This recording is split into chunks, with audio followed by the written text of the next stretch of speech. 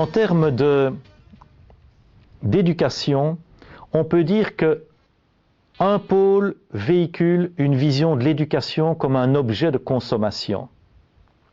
Dans cette manière de comprendre l'éducation est perçue comme un besoin individuel.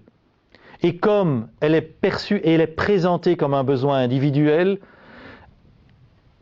l'éducation doit s'acheter. L'éducation s'achète, l'éducation se vend. Dans les changements de programme, selon cette conception, les changements de programme doivent répondre à des effets de mode. Pour vendre, il faut surprendre. Et donc, les curriculums vont essayer de privilégier des changements assez rapides, ces changements étant aussi associés à du remplacement de matériel, à une vente de matériel, que ce soit des manuels, que ce soit des ordinateurs, que ce soit un autre type de matériel. Et donc, l'éducation et les changements curriculaires vont être associés à cette notion de consommation. Dans cette conception, c'est l'efficacité à court terme qui est privilégiée. L'équité n'est pas niée, mais elle est subordonnée à la rentabilité. On vous dira, mais on travaille pour tous les élèves. Mais à quel prix et à partir du moment où il y a un minimum de rentabilité qui est assuré. Et alors, ce qui caractérise aussi cette manière de comprendre l'éducation, c'est que pour moi, l'outillage conceptuel de l'élève est appauvri. C'est-à-dire que on met surtout l'accent sur des connaissances, l'accès à des connaissances, sur des savoir-faire, même sur de la résolution de problèmes, mais qui sont la résolution de problèmes qui en restent à un plan technique, qui ne sont pas des résolutions de problèmes, qui vont solliciter de la part de l'élève une analyse critique, un recul critique. Or, pour moi, cette dimension critique est une dimension qui est vraiment indispensable dans les systèmes éducatifs. Et donc, on peut dire qu'on est dans un contexte de consommation et de soumission citoyenne. Dans l'autre pôle, quand j'évoquais la perspective globo-locale, perspective citoyenne, eh bien là, on est dans une vision de l'éducation comme un bien commun, au contraire. Je voudrais faire un petit peu le parallèle avec la gestion d'autres ressources sur la planète, qui sont la gestion de l'eau et la gestion du vivant sur la planète. La question, est-ce que l'eau est un bien commun ou est-ce que l'eau est un objet de consommation? Vous savez qu'il y en a qui, aujourd'hui, dans cette bataille de l'eau qui a commencé, tendent à privatiser l'eau, à se l'accaparer pour pouvoir la revendre. Eh bien, une question qu'on doit se poser, est-ce que l'eau, c'est un objet de consommation ou est-ce que l'eau est plutôt un bien commun qui appartient à tout le monde et à laquelle c'est un bien auquel tout le monde a accès librement? Autre exemple, c'est l'exemple de tout ce qui est le phénomène de brevetage du vivant. Vous n'êtes pas sans savoir que aujourd'hui, des entreprises multinationales visent à s'approprier le marché mondial des semences et à empêcher tout particulier à terme de pouvoir cultiver et de pouvoir reproduire ces semences. Pour pouvoir revendre ces semences d'abord à un prix élevé et en plus en vendant également les engrais qui permettent à ces semences de pouvoir germer et donc de nouveau pouvoir s'approprier le vivant pour pouvoir le revendre. Eh bien pour moi, on est un peu dans la même problématique avec l'éducation. Est-ce que l'éducation est un objet de consommation ou au contraire, est-ce qu'elle n'est pas un bien commun qui est un droit élémentaire qui appartient à tout un chacun?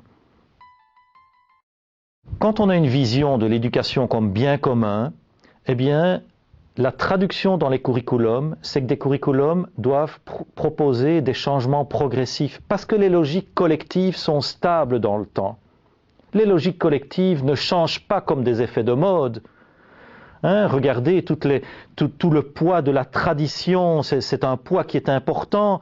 Et donc, quand on voit comment les sociétés évoluent, mais les sociétés évoluent lentement. Et donc, si on veut véhiculer l'éducation comme un bien commun, il faut que les programmes traduisent cette progressivité dans le changement. En termes d'efficacité, c'est l'efficacité à long terme qui est privilégiée et qui repose sur un véritable projet éducatif. On ne vise pas l'efficacité à court terme. L'équité est une valeur première. Et alors, il y a un ancrage, il y a préoccupation d'un ancrage conceptuel qui permet d'élever le niveau d'analyse de l'élève. Et donc ici, on est véritablement dans un contexte de conscience et de responsabilité citoyenne. J'insiste sur cette notion de conscience, parce que dans les problèmes environnementaux, dans les problèmes que nous vivons actuellement, il ne suffit pas que l'élève soit informé des problèmes qui se posent. Il faut qu'il ait un niveau de conscience suffisant et qu'il ait les outils d'analyse et les outils d'action suffisants pour pouvoir à son tour agir sur son environnement, agir comme citoyen responsable. Et je terminerai en disant que ces deux pôles représentent des valeurs différentes. Quand on évoque l'éducation comme objet de consommation, on se rattache à des valeurs selon lesquelles les ressources de la planète sont à disposition de n'importe qui du moment qu'il peut les acheter, y compris des ressources aussi élémentaires que l'eau ou que les plantes, les fruits, les légumes que j'évoquais tout à l'heure.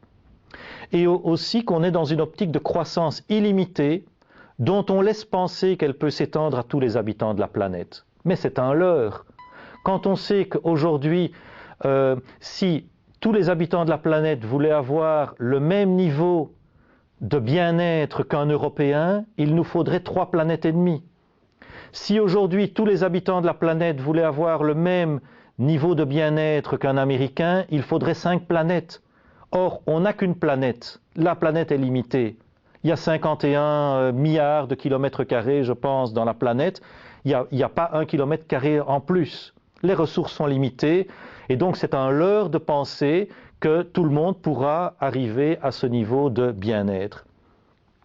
Et donc, on est dans une conception liée à des valeurs de type néolibéral visant la privatisation des ressources. Quand on est dans la conception de l'éducation comme un bien commun, eh bien, cette conception est associée à des valeurs selon lesquelles les ressources sont finies et selon lesquelles il faut partager ces ressources. Et des valeurs selon lesquelles il faut s'orienter vers une décroissance progressive si on veut éviter de puiser dans les ressources des autres populations et les ressources des autres générations. Parce qu'il y a tout ce phénomène d'épuisement progressif et qui s'accélère aujourd'hui de la planète, qui est un phénomène qui est excessivement préoccupant. Et donc on est véritablement dans cette optique globo-locale liée à des valeurs de gestion partagée et durable des ressources. Il me paraissait indispensable, dans le cadre de cette réforme, de faire un petit détour pour montrer en quoi un changement de manière de concevoir les apprentissages, un changement